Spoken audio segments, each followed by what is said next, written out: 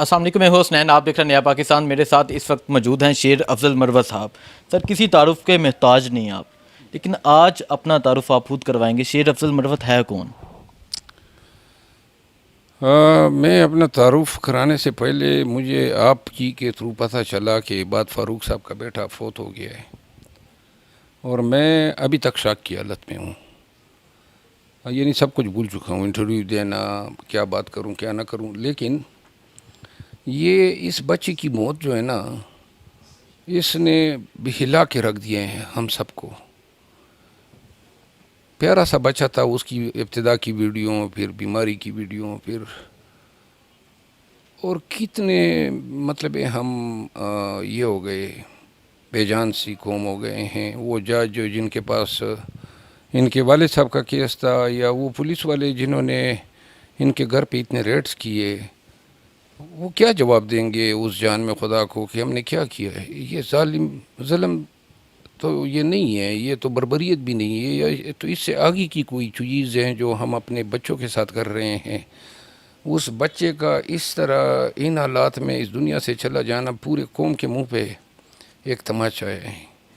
یعنی کیا حالت کر دی ہے، خدا کی قسم۔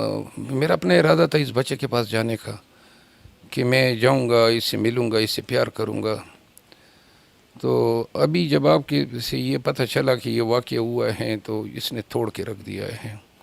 اگر یہ بات درست ہے تو یہ بچہ جو ہے نا، اس کا قتل کیا گیا ہے، اور اس کو اس نظام نے مارا ہے، پاکستانیوں نے مارا ہے۔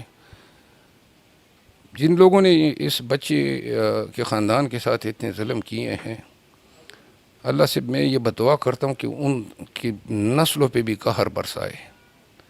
کس طرح کیوں کر ہم اپنے بچوں کے ساتھ اتنا ظلم کر سکتے ہیں؟ وہ تڑپ رہا تھا، سسک رہا تھا، کبھی اس کو اسپتال سے نکالتے تھے، کبھی اس کو جو آرٹیفیشل جو یہ سانس وہ فیسیلیٹی بھی ڈرا کرتے تھے۔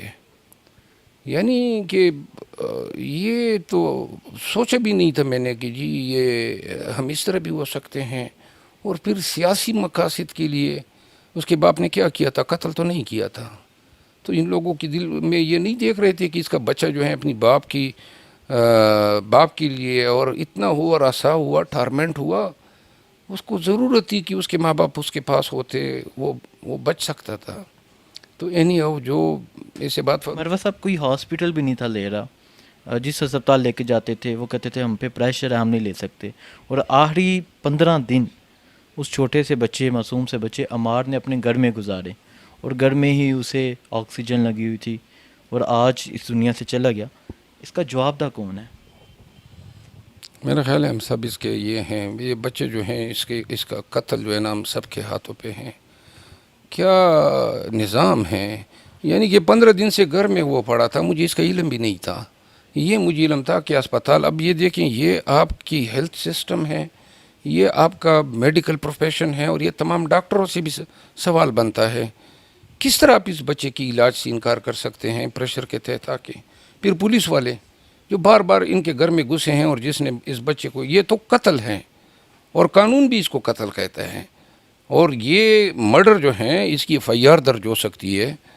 اور جو لاہور میں پاکستان تحریک انصاف سے وابستہ وکلا ہے، ان کو چاہیے کہ جس SSP اور جس CCP کے دور میں ان کے ساتھ یہ ظلم ہوا ہے، اور متعلقہ SHOs جن لوگوں نے ان کے گھر پہ ریڈ کیے ہیں، یہ تو ناقابل معافی، یہ تو درندے ہیں، یہ وحشت ہیں۔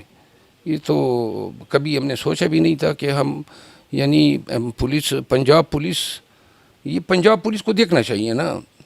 قہر نہیں ٹوٹے گا تم لوگوں پہ، قہر نہیں ٹوٹے گا اس ملک پہ، جس ملک میں اس طرح کی حرکتیں اور اس طرح کا ظلم۔ اور پھر بچوں کو تو چھوڑیں نا جی، بڑوں کے ساتھ تو جو کر رہے ہیں، لیکن بچوں کے ساتھ کس طرح اتنے ظالم ہو سکتے ہیں؟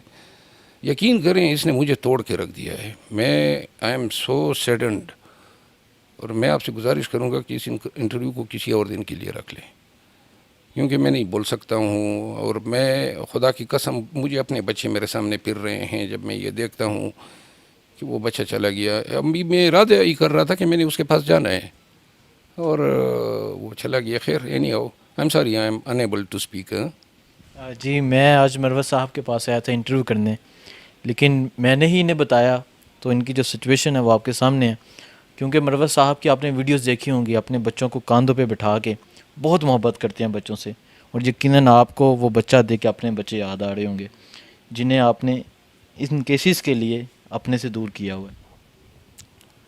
بس یقین کریں توڑ دیا ہے اس خبر نے. وہ پورے قوم کا بچہ تھا، پاکستانی تھا، اس ٹریٹمنٹ کا حقدار نہیں تھا. Thank you. Thank you.